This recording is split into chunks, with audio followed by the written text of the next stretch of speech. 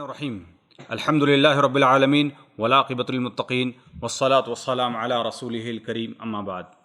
تعریف و توصیف بڑائی و کبریائی اللہ جل شانہ کے لیے لائق و زیبا، درود و سلام و پیارے حبیب جناب محمد رسول اللہ صلی اللہ علیہ وسلم کی ذات گرامی پر۔ سامعین و سامعات، سلسلہ اربعین نووی الحمدللہ جاری ہے اور اس کی یہ دوسری مجلس آپ کے سامنے پیش خدمت ہے۔ آئیے ہم حدیث شریف پیش کرتے ہیں۔ دوسری حدیث اسلام، ایمان اور احسان کا مفہوم، اس پر یہ مشتمل حدیث حضرت عمر بن الخطاب رضی اللہ تعالیٰ عنہ اس کے راوی ہیں۔ حدیث کا متن یوں ہے: عن عمر بن الخطاب رضی اللہ عنہ قال بینما نحن جلوس عند رسول اللہ صلی اللہ علیہ وسلم ذات یوم اذ طلع علینا رجل شدید بیاض الثیاب شدید سواد الشعر لا يرى عليه اثر السفر ولا يعرفه منا احد حتى جلس الى النبي صلى الله عليه وسلم فاسند ركبتيه الى ركبتيه ووضع كفيه على فخذيه وقال يا محمد اخبرني عن الاسلام وقال رسول الله صلى الله عليه وسلم الاسلام ان تشهد ان لا اله الا الله وان محمد رسول الله وتقيم الصلاة وتؤتي الزكاة وتصوم رمضان وتحج البيت إن استطعت إليه سبيلا قال صدقت قال فعجبنا له يسأله ويصدقه قال فأخبرني عن الإيمان قال أن تؤمن بالله وملائكته وكتبه ورسله واليوم الآخر وتؤمن بالقدر خيره وشره قال صدقت قال فأخبرني عن الإحسان قال أن تعبد الله كأنك تراه فإن لم تكن تراه فإنه يراك قال فأخبرني عن الساعة قال ما المسؤول عنها بأعلم من السائل قال فأخبرني عن أماراتها قال أن تلد الأمة ربتها وأن ترى الحفاة العراة العالة الرعاء الشاء يتطاولون في البنيان ثم انطلق فلبثت مليا ثم قال لي يا عمر أتدري من السائل قلت الله ورسوله أعلم قال فإنه جبريل أتاكم يعلمكم دينكم رواہ مسلم۔ سامعین و سامعات، صحیح مسلم کی یہ روایت امام نووی رحمۃ اللہ علیہ نے اپنی کتاب میں دوسرے نمبر پہ اس کو مقام دیا ہے۔ ظاہر سی بات ہے یہ بھی ایک حدیث بہت ہی اہمیت کی حامل ہے۔ آئیے اس کا ترجمہ ہم سماعت فرماتے ہیں۔ سیدنا عمر بن الخطاب رضی اللہ عنہ بیان کرتے ہیں کہ ایک بار ہم رسول اللہ صلی اللہ علیہ وسلم کے ہاں بیٹھے ہوئے تھے کہ اچانک ایک آدمی ہمارے سامنے آیا۔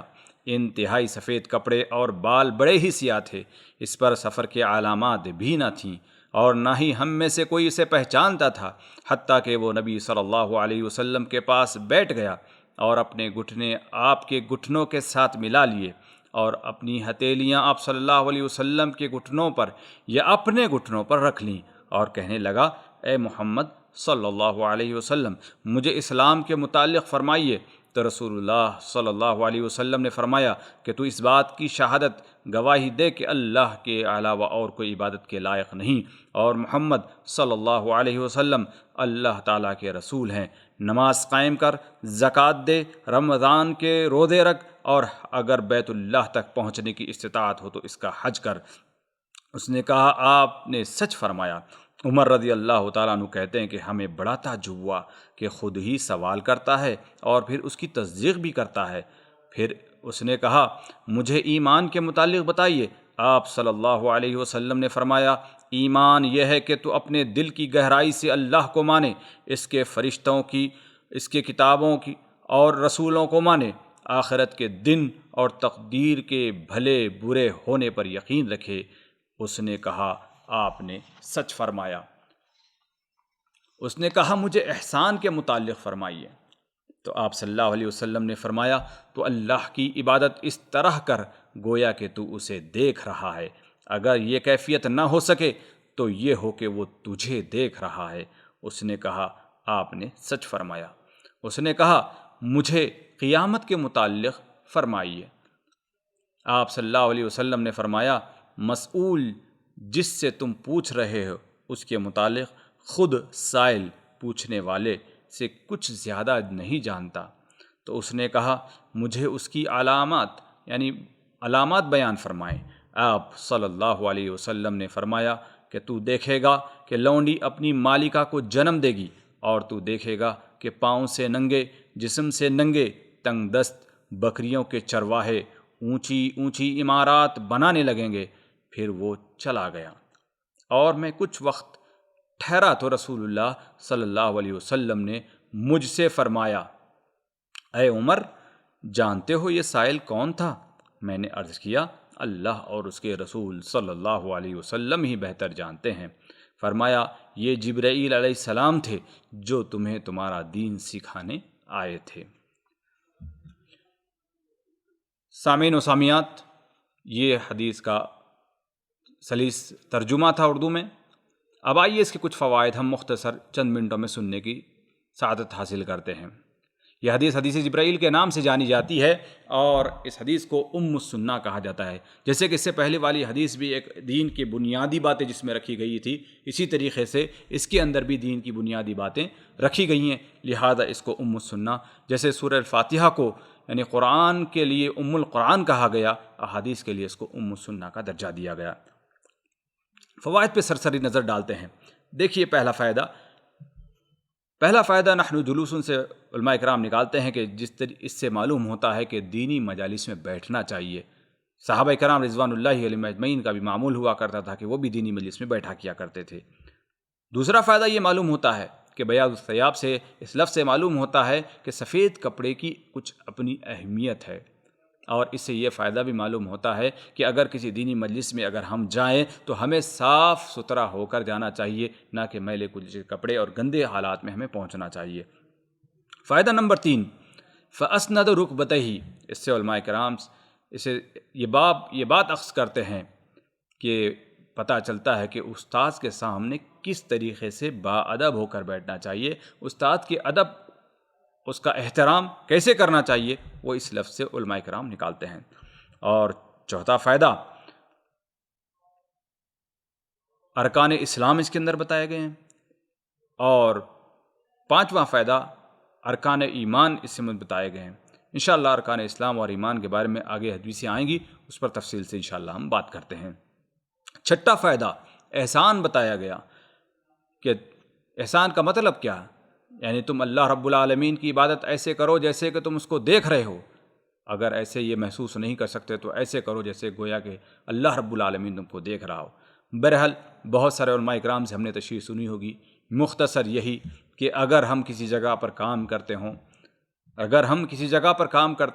اگر ہمارا ذمہ دار، اگر ہمارا مدیر، یا اگر ہمارا جو مینیجر ہے وہ ہمیں دیکھ رہا ہو تو ہمارے اس وقت کام کی حالت کیا ہوتی ہے۔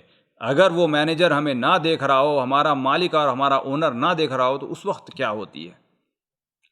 تو اندازہ لگائیے، اللہ تعالیٰ کے لیے ایسی مثالیں نہیں، لیکن اللہ رب العالمین ایک چھوٹی سی مثال ہے، اس مثال کے ذریعے سے ہم سمجھتے ہیں کہ جس طریقے سے اگر کمپنی کا مینیجر، اگر ہمارا باس ہمارے سر پر بیٹھا ہو تو کس چستی کے ساتھ ہمارا کام ہوتا ہے، تو اس سے کہیں زیادہ اللہ رب العالمین کو سامنے رکھتے ہوئے، احساس کرتے ہوئے اس طریقے سے ہمیں کام کرنا چاہیے۔